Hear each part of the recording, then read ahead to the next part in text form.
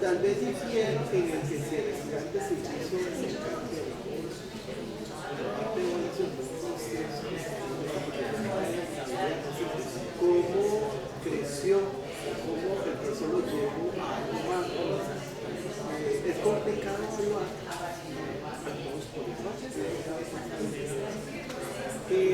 sí, sí, no. Y no puede darle todo el mérito y el otro que recibe. Tal vez, o sea, hay dos, evaluamos dos visiones diferentes.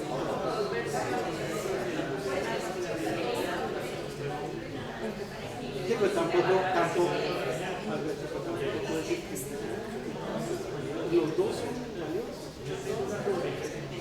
Porque para nosotros, digamos, la matemática tal vez es un conocimiento totalmente nuevo hacer una fórmula. Y uno les va más fácil a otro, pero si hay una habilidad, uno sabe más que otro. Y es que hay una lógica estándar.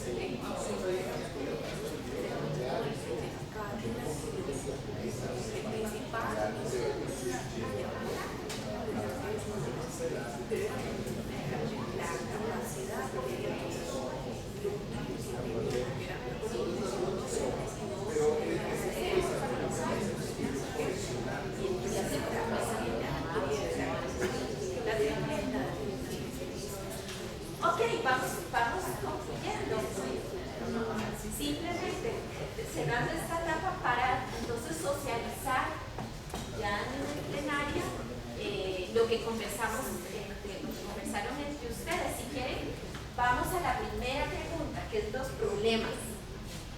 ¿Qué conversamos? ¿Qué encontraron? ¿Quién quiera compartir? ¿Quién quiere empezar con la primera pregunta? A mí la mayor duda que me surgió sobre la evaluación es cómo yo soy capaz de comunicar a los estudiantes los conceptos, ¿verdad? Y cómo estos conceptos les ayuden a ellos para poder empezarse a preguntar cosas, ¿verdad? Mi mayor duda en la evaluación es precisamente el problema de la comunicación con el estudiante o la estudiante. No para que ellos me demuestren que saben, sino para empezar a generar en ellos y en ellas más bien curiosidad hacia la materia que vayamos a ver, sea que les guste o la odie. Esa es mi mayor duda, y lo que más me incomoda y que aún no logro resolver es ese problema de la competencia entre los estudiantes por demostrar que son el mejor o que saben más y demostrarle a la profesora o a la profesora que saben, ¿verdad?, en lugar de generarse para sí mismos cuestionamientos que les permitan empezar a buscar y encontrar caminos sobre los cuales empezar a generar investigaciones y preocupaciones. Y eso es un problema de comprensión, ¿verdad?, de ejercitar la reflexión también, de lectura, ¿verdad? Entonces y no solamente es una lectura de lo teórico, es una lectura en la comprensión de lo que estoy observando en escena, o en la comprensión de lo que estoy recibiendo como estímulo para poder crear, ya sea un ambiente, un personaje. Y si esa evaluación en ese concepto es realmente un concepto integrado por el estudiante o aprendido para cumplir un requisito. Exacto. Gracias. ¿Alguien más? Acá conversábamos con los compañeros y de las cosas que surgían, había por un lado lo que planteaba Alberto, que era esta dificultad que hay en los procesos para valorar otro tipo de componentes que no sean meramente el cumplimiento de lo técnico a lo largo de un desarrollo de un proceso. Y a mí también me surgía como toda la necesidad de lo aptitudinal, cómo darle una relevancia, porque desde el punto de vista conceptual creo que muchas veces estamos a nivel subjetivo valorando ese tipo de cosas, aunque las rúbricas no lo evidencien, pero sí, creo que habría que lograr enunciarlo de modo claro. Y además a mí me parece que eso que planteaba Mara, que es muy importante, hasta dónde les estamos enseñando, hasta dónde estamos yendo más allá del ejercicio y motivando y sembrando la noción de que tienen que aprender hasta dónde están ese tipo de nociones evidenciadas, explícitas. ¿Sí? Y en relación a la otra pregunta, si quiere, no, solo la primera pregunta. Es interesante, perdón, nada más un comentario, lo que decís con respecto a lo aptitudinal, porque es fundamental dentro de nuestras disciplinas, y creo que si es tan fundamental debe estar presente dentro de la evaluación, es decir, tiene que ser una constante a la hora de valorar el proceso de un estudiante. Por lo tanto, de alguna forma creo que existen formas en nuestras propias rúbricas, en nuestros propios metodologías, estrategias para poder tomar en cuenta lo aptitudinal y que el estudiante comprenda que es parte de su aprendizaje, ¿verdad? No algo anecdótico, ¿verdad?, o algo que de repente al final del semestre tomo en cuenta porque el estudiante tuvo una pésima actitud con respecto al curso, siempre llegó tarde, no trajo los materiales que debía traer, ¿verdad?, que la maestra Barragán también hablaba el primer día sobre en gramáticas, por ejemplo, qué importante es que lleguen antes, que lleguen con la ropa de trabajo, que apaguen el celular para poder trabajar, que traigan, etcétera, y así con las otras disciplinas artísticas. Yo siento que si las necesitamos dentro de nuestras propias estrategias docentes, presentes y el estudiante debe ser consciente de que son parte de su proceso de aprendizaje. Sí, compañero. Sí, respecto a eso, pero nos encontramos con un problema administrativo en la universidad. Porque, por ejemplo, en artes musicales, yo doy clases de historia de la música, pero no me permite tener en mí calificar una asistencia obligatoria, ni tampoco calificarlo. Entonces, los alumnos llegan cuando quieren, se van cuando quieren, y eso es un problema. Porque sí, hay alumnos que son muy buenos y que les interesa, pero si ese día estaban cansados, llegaron tarde y ya se perdieron algo. Claro, es decir, es cierto que el sistema los protege, ¿verdad? De alguna forma les da la licencia de no llegar si no quieren. Pero también es cierto que uno puede tomarlo en cuenta como parte, por ejemplo, de un rubro que se llama el trabajo en clase o trabajo del proceso. Ya no se permite en la universidad. Pero, perdón, Tania, yo creo que lo que puede ser interesante es cómo hacemos frente a una limitación, a un contexto particular, pero que no es solo la presencia, digamos, física, digamos, por lo menos desde mi perspectiva, yo diría, cómo vemos la actitudinal, como todo este componente, qué sé yo, la parte de motivación, cómo podemos ver eso operando, cómo podemos ver esa voluntad de generar conocimiento y reflexión por sí mismo, una actitud crítica, una actitud receptiva ante comentarios que no son satisfactorios. Yo qué sé, como hay una serie de cosas que tal vez yo no tengo claro cómo decir, cómo plantearse a mis estudiantes y además que suenen con la relevancia que para mí tiene. No es sonrisa en clase, ni como de o sea, como sobre esos mismos aspectos que tienen que ver con todo esto que no, de lo subjetivo que opera en los procesos de aprendizaje y en lo artístico, ¿cómo le damos la relevancia y Perdón, a mí por ejemplo me tocó tener un estudiante que es brillante en un curso de historia que está, más bien, él está con su conocimiento está, digamos, sobrado para el curso. Y sin embargo me tocó poner una nota de 8.5. Él esperaba un 10. Y me preguntó, pero profe, ¿por qué un 8.5? Las asistencias de él fueron 5, 7 en un semestre, en un curso teórico. Y la respuesta mía fue, porque es mi obligación recordarle a usted que no es solamente lo que usted tiene como información en su clase lo que le ayuda, sino lo que le permite a usted la reflexión de la clase, las preguntas que nos hacemos en clase y esa participación propia y ese desarrollo intelectual que usted puede desarrollar, pero a partir de la conciencia del contexto, lo que le permite a usted avanzar o no en su proceso. No hubo ningún tipo de reclamo más, porque a pesar de que él sabe que está sobrado con ese curso, sabe que no cumplió con el objetivo, que era precisamente el entrar en una conciencia de su propio, de una reflexión desde el teatro hacia la historia. Entonces ahí es donde yo creo que nosotros tenemos que hacerles conciencia a los estudiantes de que no es un asunto de que nos cumplan, y como decía aquí el compañero, de leer una lista de lo mejor y lo peor, y entonces a partir de ahí, como hacen muchos en Billboard y estas cosas, ¿no? Establecer el primer lugar, el segundo lugar, el tercer lugar, sino cómo el estudiante logra hacer conciencia para su propio proceso de aprendizaje, que es él o ella quien tiene que cumplir esas etapas. Y eso es lo que creo que todavía a mí me hace muchísimo afán.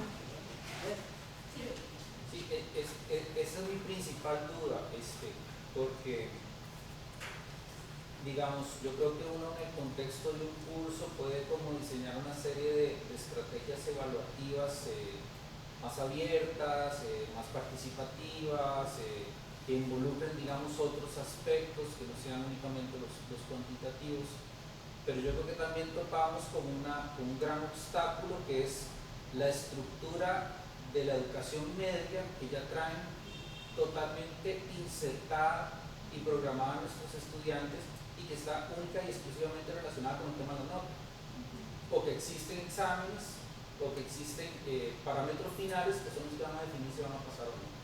Entonces, a mí me genera muchas dudas muchas veces en el contexto de un curso, ¿qué es lo que termino uno haciendo?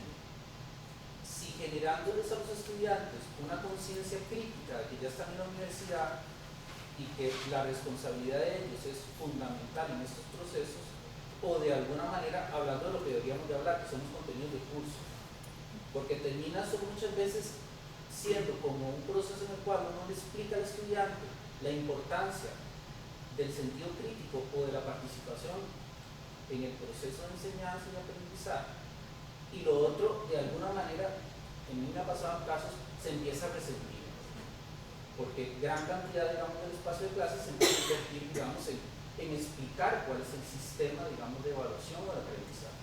Y yo creo, y bueno, yo supongo que en la universidad no hay ningún curso que de alguna manera concientice al estudiante que ya está en la universidad, o de que ya de alguna manera es un adulto, y que ya no es una responsabilidad únicamente del profesor sentarse a enseñar. Porque me ha pasado que en procesos, digamos, en los cuales se abren como estos espacios que, digamos, en teoría son muy bonitos, ¿verdad? Especulativos, ambiguos, de azar, de contradicción, que para uno como profesor son interesantísimos. Los estudiantes están pateados en términos de evaluación. Ellos dicen, ¿qué va a pasar? ¿Será que me voy a quedar? Yo no entiendo qué es lo que el profesor quiere, es que yo no entiendo si esto va bien o va mal, y eso le genera a ellos mucha tensión con respecto a la evaluación de la nota, porque lamentablemente traen, digamos, ese esquema muy fuerte, digamos, desde la educación media. Y a mí eso me genera como muchas dudas, y es tal vez el aspecto que yo todavía no puedo resolver. Cómo solventar rápidamente esa discusión y decirle, ya esto no es importante, ya lo más importante aquí no es la nota, o relájese porque aquí vamos a ver el problema desde un punto de vista más amplio y empecemos a discutir sobre lo que nos importa, que son los contenidos del curso, y que el estudiante entienda eso y se relaje también y se tranquilice.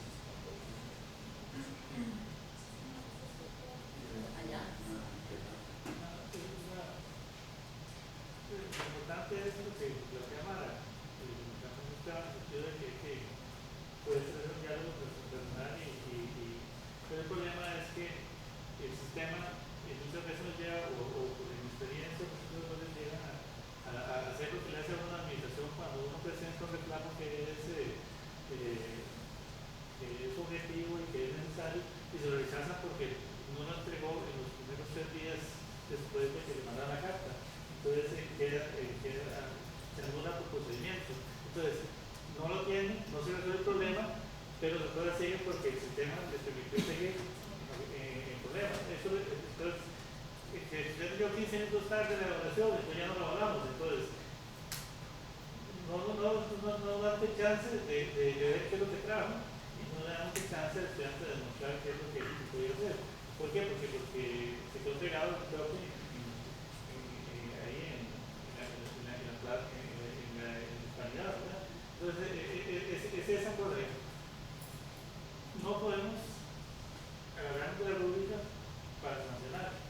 Tenemos que agarrarnos de la rúbrica para que el estudiante crezca. Esa es la diferencia. Y al discutir a ese estudiante se da cuenta que estaba haciendo foul play, estaba sobreestimando su capacidad y subestimando la capacidad de cálculo pedagógico de la universidad presencial. Yo creo, bueno, yo entiendo, me ha pasado también tener esa frustración que uno planea la clase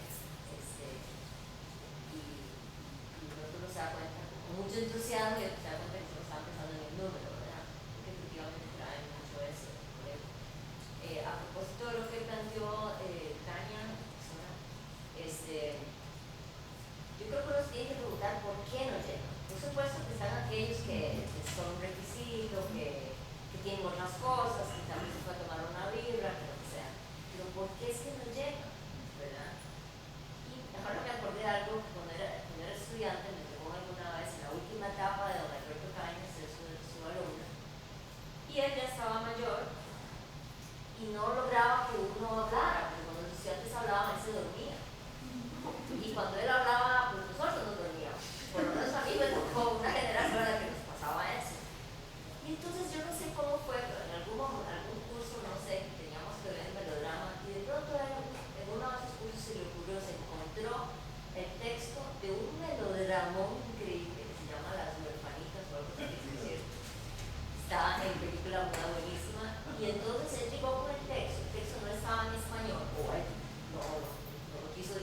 español y entonces él lo tenía en inglés. Entonces uno lo fue leyendo, interpretando cada personaje, ¿verdad? Traduciendo de una vez, interpretando todos los personajes. Y la clase fue un éxito. Por supuesto que él se desvió, él hizo su curso ahí. Entonces, ¿qué pasa? Era como un radioteatro. Entonces, la gente que llegaba tarde llegaba de puntillas, ¿verdad? Todo el mundo quería saber qué pasó, por dónde iba la historia. La clase estaba así y al final todos vimos la película. Esa fue su estrategia, él se desvió del lugar, en fin, nunca se me va a olvidar que ese curso de Alberto Cañas, ¿verdad? Tuvo un éxito fenomenal, llegaba inclusive gente que no estaba en el curso. Entonces, a lo que voy es a eso, ¿cuáles son las estrategias que usamos, sobre todo en los cursos teóricos, que es otra cosa, ¿verdad? En la praxis, en los cursos de arte, en las carreras de arte, todo el mundo quiere hacer. Es o sea, el porcentaje de los que quieren sentarse, reflexionar, profundizar es mucho menor. Entonces, ¿cuáles son las estrategias que usamos en esos cursos? Porque si es por información, ahí está internet. Claro. Y eso es claro. Y no, hoy en día el profesor no está para transmitir información únicamente. Bueno, lo planteaba el otro día aquí la profesora Cristina, ¿verdad? No, sí podemos transmitir información, pero eso no es realmente nuestra principal función. Eso es demasiado simple. Entonces, ¿cómo lo hacemos en el aula? ¿Verdad? En el fondo también hay pues, un trabajo de seducción, digamos, de seducción académica, ¿verdad? De estímulo, de hacerlo atractivo, interesante, desear cosas, generar problemas ahí. Creo que la pregunta debe ir un poco hacia uno, ¿verdad? ¿Qué serán ellos? ¿Qué es lo si el problema estuviera en mí, cuál podría ser el problema? ¿Qué puedo yo hacer para que algo cambie? Y siempre yo voy a hacer algo, que siempre va a haber algo, una gente sector que nunca me va a interesar. Si quieres pasamos a la segunda pregunta. Nada más felicitando. Yo comentaba con ellas ahora que a veces hay estudiantes que me dicen a mí, profe, es que puedo faltar a tal clase, ¿me podría pasar las diapositivas para estudiar la materia? Le digo yo, ¿para qué quiere usted las diapositivas? Y nada más para leer y saber de qué se trató la clase. Entonces yo pienso que también está el valor que le da uno a cada una de las clases que uno imparte, cada una de las sesiones. En este caso, lo que yo le respondo al estudiante es que cada una de las sesiones es única, porque, es decir, yo no le digo al estudiante, yo soy el que todo lo sé y ustedes son los que aprenden, punto. No, el conocimiento se construye en cada lección.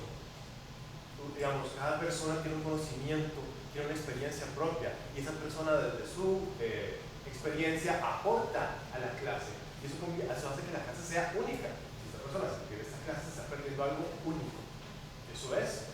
Entonces, ¿qué valor le doy yo o qué utilidad también le doy a mi clase para que el estudiante quiera ir? Yo simplemente le digo, en esta clase vamos a ver, por ejemplo, todo el manejo de audio en general.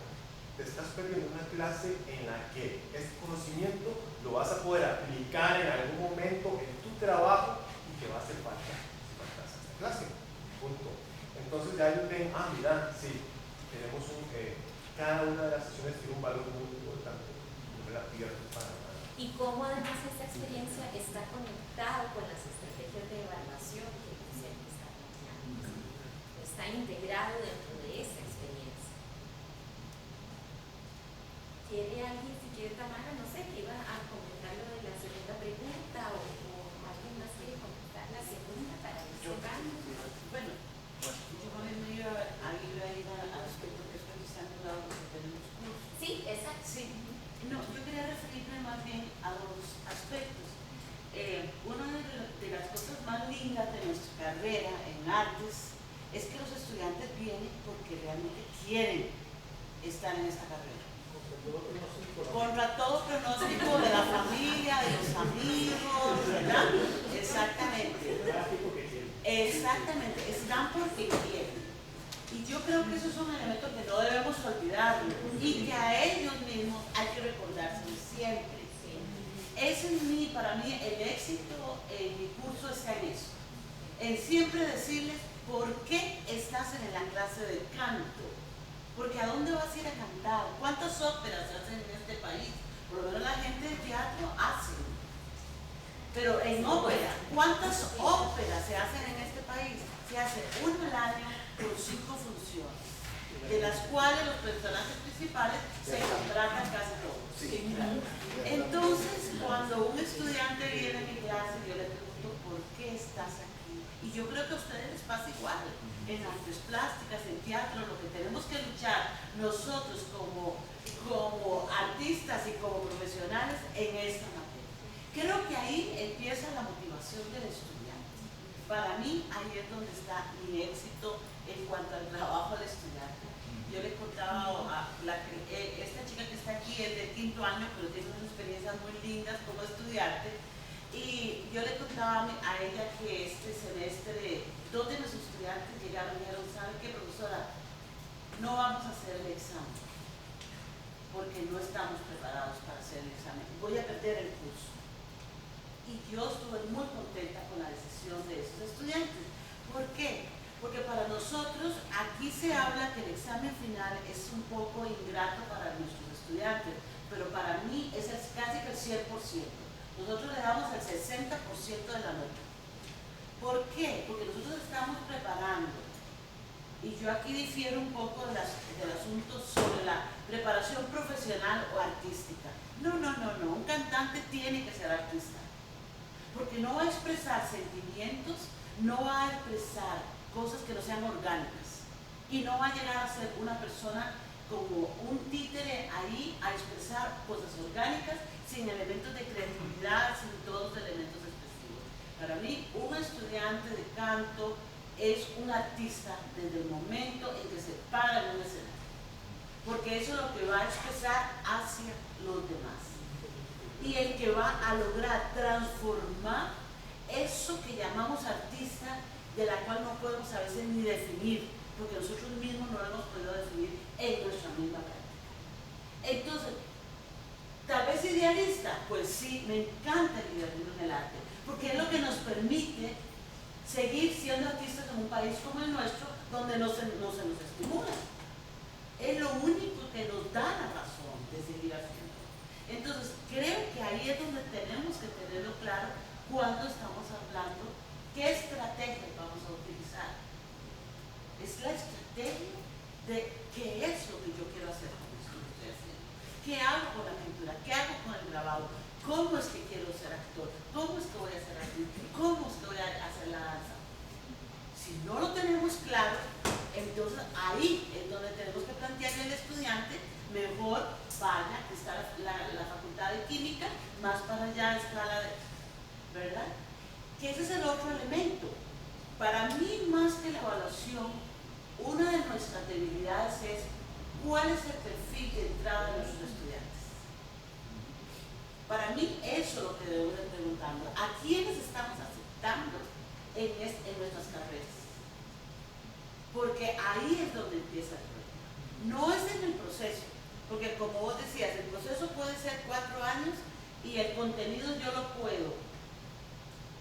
Aquí en el último año yo lo puedo asimilar. Pero si yo estoy segura de que tengo todas las condiciones para emprender eso, porque desgraciadamente en el arte necesitamos ciertas características de las que no se... Ayer la señora hablaba del canto, pues yo no la hubiera aceptado a ella en mi clase de canto. No tiene condiciones para cantar, ¿verdad? ¿Verdad? Entonces ahí es donde viene el mayor problema, el mayor duda para nosotros. No es la evaluación, es a quienes estamos aceptando en nuestras carreras. Es la admisión, porque todos estamos haciendo pruebas de admisión para que entren a nuestras carreras. Y para mí el mayor reto es a quienes estamos aceptando. Y también el perfil de la disciplina, ¿verdad? Porque, por ejemplo, el teatro es una disciplina tan amplia que recibimos estudiantes que tienen diversas habilidades que pueden ser valiosas para toda la cantidad de roles que existen, por ejemplo, en un trabajo como las artes escénicas, como el teatro. De manera que también creo que es responsabilidad del docente identificar cuáles son, si el estudiante no es consciente, que algunos ya son conscientes, sino cuáles son esas habilidades que el estudiante va mostrando a lo largo del proceso y alimentar esas, ayudarle a potenciar esas y también ayudarle a potenciar aquellos otros vacíos y orientar al estudiante dentro de su habilidad, en lugar de cercenarlo y decirle, bueno, mira, como no tenés para esto, pues mira, mejor andate a buscar otra profesión, ¿verdad? Y yo creo que nuestro trabajo también es un poco encontrar esas habilidades y potenciarlas para el trabajo artístico, ¿verdad? Depende mucho de la disciplina, pero yo siento que para el teatro es fundamental eso. Sí, voy a incluir esa pregunta en el diagnóstico que yo creo que es una de mis fortalezas, es el diagnóstico. Voy a incluir la pregunta de Samira, además de otras, que ¿es necesario el teatro? ¿Para qué se hace teatro? ¿O por qué crees vos que es necesario? O cuando vas a ver teatro, ¿por qué uno va al teatro, por ejemplo? Y de ahí son preguntas tan motivadoras que uno va al teatro para olvidar o para recordar. Y ya desde ahí se comienza a hacer un diagnóstico del grupo, que creo que me ha servido muchísimo más, que antes no me tomaba el tiempo para hacer ese diagnóstico y que ahora duro de 3 semanas a un mes trabajando en la clase con todas esas potencialidades de lo que veo ahí y cómo tratar de acompañarlas en sus procesos. Y creo que eso a veces lo pasamos por alto. O sea, una vez un estudiante de actuación 5, varios en realidad, lo que me agradecieron del curso es que me tomé el tiempo para conocerlos. No sé si sería bien o mal, pero ellos dijeron muchas gracias porque este mes usted nos ha hecho una batería de ejercicios para conocer nuestras potencialidades y nuestro trabajo en equipo. Que eso fue, digamos, lo que agradecieron. Ese, digamos, creo que ha sido mi encuentro con los procesos evaluativos, también hacer un buen diagnóstico para después acompañarlos en otras cosas. Y eso es. Estamos a tiempo, Mara, la última intervención. Sí, yo creo que como decía Samira, es importante tener conciencia de que sí, también estamos creando artistas, pero si estos estudiantes no tienen, porque de artistas resultan realmente pocos, al final de cuentas, los que salen y se mantienen y pueden generar esos cambios, pero los que no cumplen con esa expectativa, pueden preparar el campo para otros artistas. Y esa yo creo que es la conciencia del artista, la conciencia de lo artístico y la conciencia de cómo nosotros creamos el campo para que esos artistas que van a revolucionar nuestro medio, nuestro contexto nacional y regional, mundial, pueden empezar precisamente con esas pequeñas semillitas que nosotros podemos ir sembrando en otros estudiantes que aunque no cumplan con la capacidad o las habilidades que se requiere para poder hacer una maravillosa interpretación en escena, sí puedan comprender que eso que ocurre en la escena es muy complejo y requiere de un trabajo que tiene que ser apoyado además con gente que tenga el conocimiento de la dinámica de eso. Y yo creo que es ahí donde no podemos cerrar tanto el campo de acción solamente para crear artistas, sino para crear artistas, y si no es posible crear artistas, crear profesionales conscientes de lo artístico y de lo que necesita un artista, ¿verdad? Incluso para reflexionar. Bien, muchas gracias. Tenemos que ir cerrando ya. Solamente quería como volver a recordarles un poco, repensar la evaluación más que como un proceso para juzgar, como un proceso para valorar, reflexionar, integrar, para investigar lo que hacen los estudiantes y lo que hago yo como docente. Y que olvidamos fácilmente que también la docencia es creativa. El sistema nos aplasta, ¿verdad? La estructura, el tiempo, es un corre-corre por salir de los cursos, etc. Es decir, hay muchas cosas en contra, hay estudiantes que a lo mejor no concuerdan, siempre hay problemas, pero creo que en docencia en artes olvidamos fácilmente que la docencia también es creativa, no solo nuestra disciplina, y que al combinarlas podemos realmente hacer locuras en buenos términos, en términos positivos. No olvidar eso que me parece fundamental para no matarnos de aburrimiento en nuestra práctica docente, ¿verdad?